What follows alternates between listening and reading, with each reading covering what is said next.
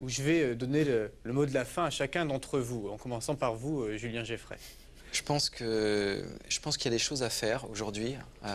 On est au début du XXIe siècle. Ça fait plus de 60 ans maintenant que le phénomène est massif. Nous, on a décidé de reprendre des études de MHD un peu que Jean-Pierre Petit avait menées dans les années 70 pour un peu montrer aux gens avec des vidéos des choses qui sont peu connues, expliquer aux gens un peu, apporter de l'eau au moulin de cette thèse véhiculaire, parce qu'on a aujourd'hui des possibles explications sur comment un tel engin peut se déplacer.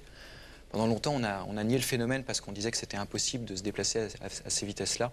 Donc encourageant, on poursuit les études et on essaie de voir plutôt dans côté du scientifique. Monsieur Pinon, Gilles Pinon. Eh bien, oui, nous avons vu que le phénomène OVNI met en question la science, mais il met aussi en question, comme nous l'évoquions à l'instant, notre capacité à maîtriser notre avenir, et c'est la raison pour laquelle on comprend bien que le phénomène se montre discret au point d'éviter le contact jusqu'à ce que nous soyons suffisamment préparés pour le supporter sans dommage. Tôt ou tard, il faudra bien établir ce contact, mais ce contact, nous devons nous y préparer, et aujourd'hui, ça n'est certainement pas l'heure de le provoquer. Jacques Rine, qui côtoie les cieux régulièrement. J'écoutais toutes ces théories. C'est vrai que je crois qu'il faut rester en état d'écoute attentif et bienveillant, parce qu'on n'est peut-être pas arrivé au niveau de conscience, au niveau technologique, déjà pour expliquer ou pour comprendre, et puis pour peut-être effectivement avoir un contact. Ça, c'est un supplément d'âme qu'on doit attendre, peut-être. Christelle Seval. Mais il y a le pionnier russe des fusées qui disait « La Terre est notre berceau, mais peut-on rester toute sa vie dans un berceau ?» Voilà. Belle image, belle image. Patrice Desmazeries, le journaliste. Oui, moi sans parler d'OVNI, parce que je pense qu'on va très vite, je pense qu'il serait quand même intéressant d'étudier déjà les phénomènes aériens non identifiés qui traversent le ciel un peu partout, et qu'on se donne les moyens, c'est vrai, d'avoir une structure qui puisse l'étudier de manière scientifique et sérieuse. Pour éviter aussi certains débords et certains dérapages, quelquefois. Voilà. Audacieux et des manipulations. Et enfin, Jean-Pierre Petit. Écoutez, moi, j'ai mis quelque chose dans ce livre, là, OVNI, le message, et je pense qu'il y a quand même quelque chose qui vient vraiment de sortir. Hein. Je peux vous dire, vous me l'avez donné aujourd'hui, je n'ai même pas pu le lire, il est tout frais. Voilà, c'est quelque chose qu'on peut extraire de ce message OVNI.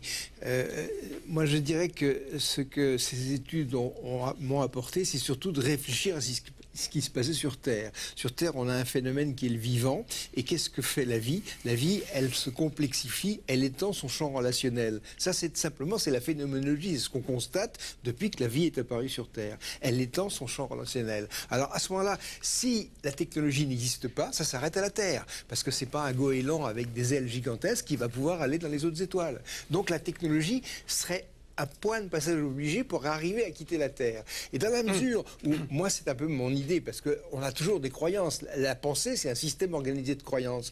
La vie, c'est quelque chose qui est piloté un petit peu. Donc, on a une espèce mammifère qui est l'homme, tout d'un coup, se voit doté de l'intelligence, se voit doté de la technologie, et le but, c'est le voyage interstellaire. Et autour de nous, on a des gens qui se disent, quand est-ce qu'ils vont comprendre que ça sert à ça? Ils sont en train de s'en servir pour se taper dessus, alors que c'est pas fait pour. Et vous, scientifiques, ce voyage interstellaire, vous le prévoyez pour quand? On le verra pas, nos petits-enfants le verront pas. Mais bien sûr que si, moi je pense que c'est très proche. Je pense qu'on manipule les énergies, je pense qu'on est capable de changer notre vision de l'univers. Actuellement, vous prenez des choses comme la théorie de la supercorde et tout ça, notre physique, elle est en crise. Or, quand il y a une crise, c'est quelque chose va se passer. Regardez l'émergence de la relativité restreinte. Avant, la physique elle patinait. Tout d'un coup, il y a eu une explosion, il y a la mécanique quantique. On est exactement à la veille d'un truc comme ça. Et c'est la retombée de ces choses-là, ce sera le voyage interstellaire.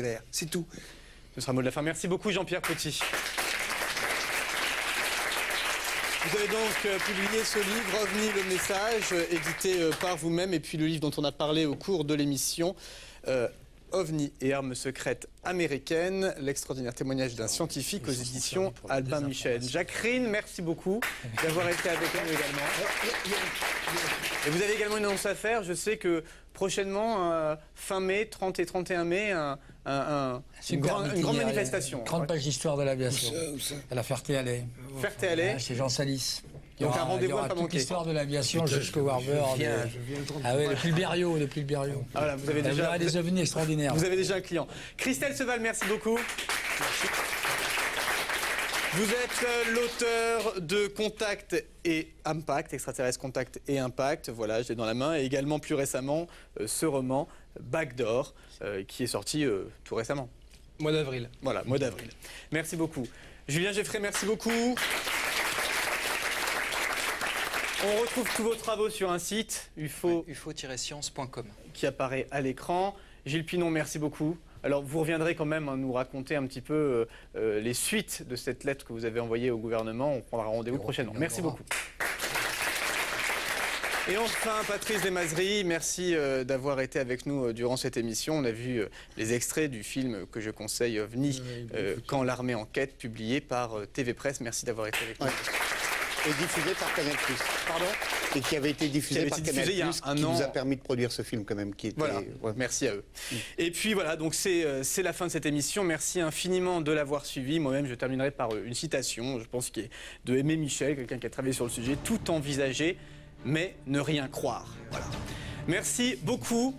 Très bonne soirée à tous.